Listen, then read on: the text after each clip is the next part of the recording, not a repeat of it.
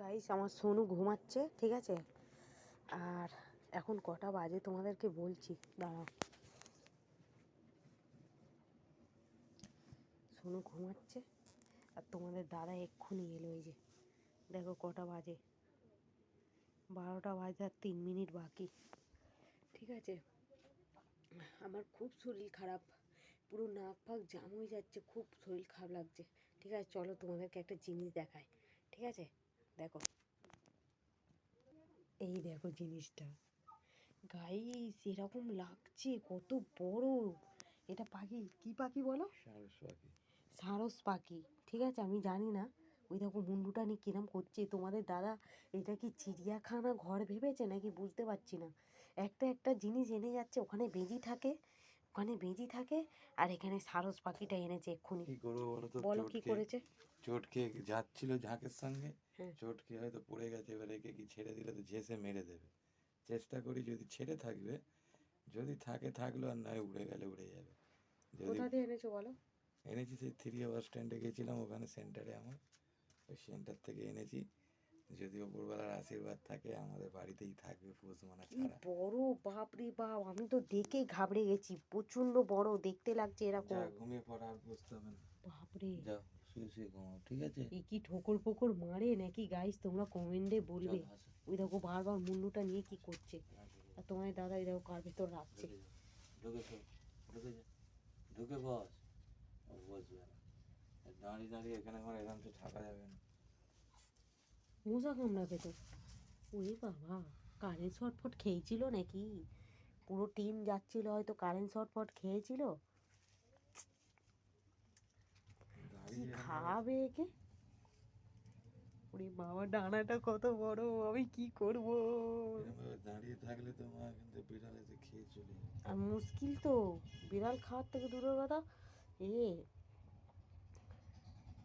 ভামবিড়াল আসে। ওটাই তো বলছি, এখানে এরকম ভাবে থাকলে বিড়ালে ধরে নেবে। ভামবিড়াল আসে, বেজিকে নাই তুমি ওরম করে রেখেছো। এই এরকম থাকলে বিড়ালে ধরে নেবে, এতে ঘুমিয়ে থাকে তো। আমার বিড়ালে যদি ধরে নেয় আমার পুরো মুখটা নষ্ট হয়ে যাবে। কেন তুমি আনলে বলো? নিজেদের থাকার জায়গা নেই, কেন এসব আনতে যাও বলো তো? এসব জিনিস আমার একদম ভালো লাগে না। আয়, আয়, আয়, আয়, আয়, আয়, আয়, আয়, আয়। দেখো তাকে শোয়াতে যাচ্ছে, সে কিছুতেই শোয়।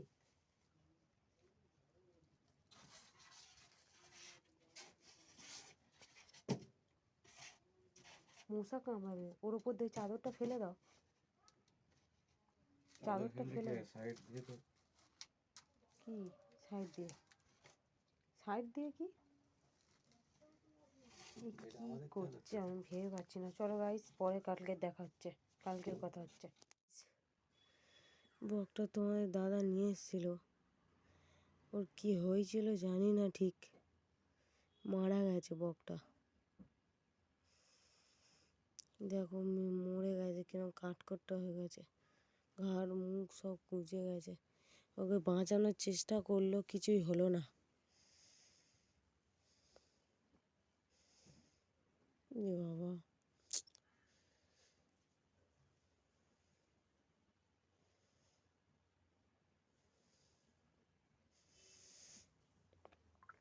সকালবেলায় এখন দেখছে ঘুম দিয়ে উঠেছে তোমাদের দাদা,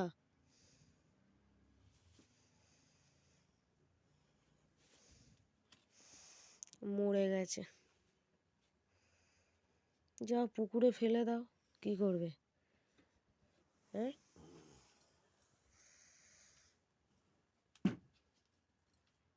বেচারার মুড খারাপ হয়ে গেছে। চলো রাখছি, পরে কথা হবে। সাদা কাদা মোটর গলায় মটর গলায় গোল করতে পারে না, ওই পা থাতুরা রং মারে না, হাতে তারা বাড়া কায়া না। আদা খেয়ে বলে বাবা খাদ্যে গাদা গাদা। এই এই বেশি আর বেশি তাকাস কুই না। বয়নি। কালকের যে পাখিটা নিয়ে এসছে তোমাদেরকে দেখাবো, ব্লগে তোমরা দেখতে পাবে, ঠিক আছে। ওই এবার আমার শীত পড়ছে, দেখো মুখে ফুসকুড়ি বেরিয়েছে। ঠিক আছে, এবার ওই যে বড় পাখিটা নিয়ে এসেছিল, পাখিটা মারা গেছে। কি কি পাখি বললো গো? হ্যাঁ, শারদ পাখি, শারদ পাখি। তো গাইস, ভিডিওটা ভালো লাগলে লাইক শেয়ার সাবস্ক্রাইব করবে, কমেন্ট করবে, আর আমাদের পাশে থাকবে, আমাদেরকে অনেক অনেক ভালোবাসা দেবে। তোমাদের সাপোর্টের আমাদের প্রচুর দরকার। ঠিক আছে, এই ভিডিওটা ভালো লাগলে শেয়ার করবে। ঠিক আছে, আর কিছু বলার মতো নেই, ভিডিওটা তোমরা দেখো। ঠিক আছে, চলো বাই বাই, টাটা। ও আর একটা কথা বলার আছে, ভুলে গেছি। ঠিক আছে, বৃষ্টির আর একটা কথা বলার ছিল, তাই জন্য ওরা ইচ্ছা করে করলাম। বৃষ্টির সামনে জন্মদিন 7 তারিখে, তোমাদেরকে এখন থেকেই বলে দিলাম। কিছু করবো না, দেখতেই পাবে কি করব না করব। ঠিক আছে, চলো পরে টাটা বাই বাই। আর পরে কি টাটা বাই বাই, আর কোনো কথা নাই।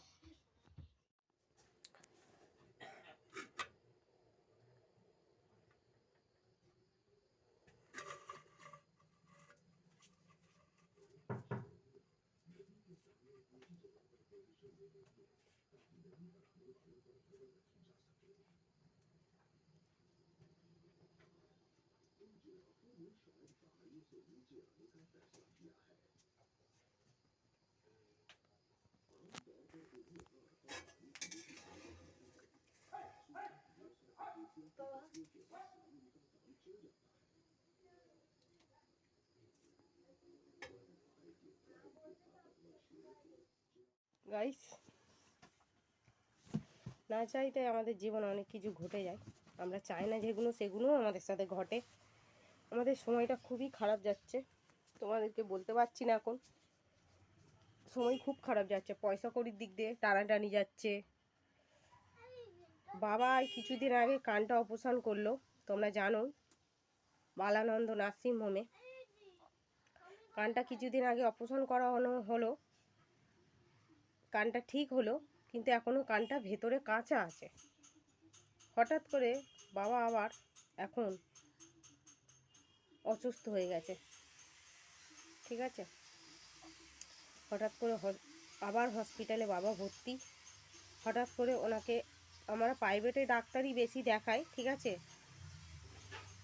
আর আমাদের বাড়ির এখানে একটা প্রাইভেট ডাক্তার আছে, তাকেই বেশি বাবাকে দেখানো হয়। মারও সুগার পরীক্ষা, যতই মায়ের সুগার যা কিছু টেস্ট টেস্ট থাকে, ওই ডাক্তারই সব করায়। তো বাবার এখন শরীর খুবই খারাপ। আর বাবা সকালবেলা মায়ের সাথে ডাক্তারখানায় গেছিলো, ওই প্রাইভেট ডাক্তার আমাদের বাড়ির এখান থেকে একটুখানি তো গিয়েছিল।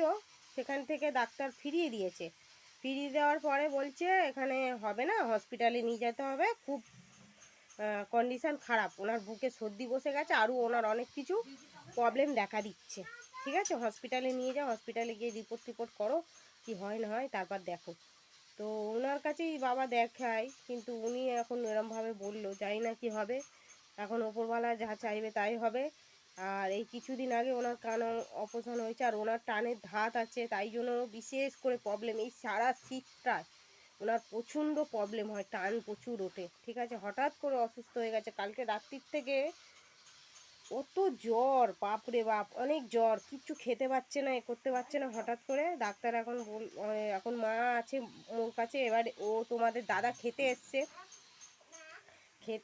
খেয়ে এখন যাবে হসপিটালে। ওই বাবার আধার কার্ড লাগবে, গ্লাস টেলাস লাগবে, বিছানার চাদর ফাদর লাগবে, লুঙ্গি টুঙ্গি নিতে এসছে। তো কি বলবো, মন মেজাজ খুবই খারাপ। আর এর আগে আমি 2-3 দিন ধরে ব্লগ ছাড়ছি না, মন মেজাজটা ভালো নেই বলে, তাই। আর আজকেরই বাবা ভর্তি হয়েছে। তো এই ব্লগটা ভালো লাগলে লাইক শেয়ার সাবস্ক্রাইব করবে, আমাদের পাশে থাকবে, আমাদের অনেক অনেক ভালোবাসা দেবে। তোমাদের সাপোর্টের আমাদের প্রচুর দরকার, মুডটা ভালো নেই। তো গাইস, এই অবধি বলার ছিল। তো ব্লগটা পুরো দেখো। ঠিক আছে, ভালো কিছু হঠাৎ করে এখন ঘটে গেল। আর ভালো কিছু করতে গেলে খারাপই বেশি হয়, আমি দেখেছি। আমাদের জীবনে খুবই কষ্ট, ভালো কিছু করতে গেলে সহজে হয় না। ঠিক আছে, চলো ব্লগটা দেখো, টাটা বাই বাই।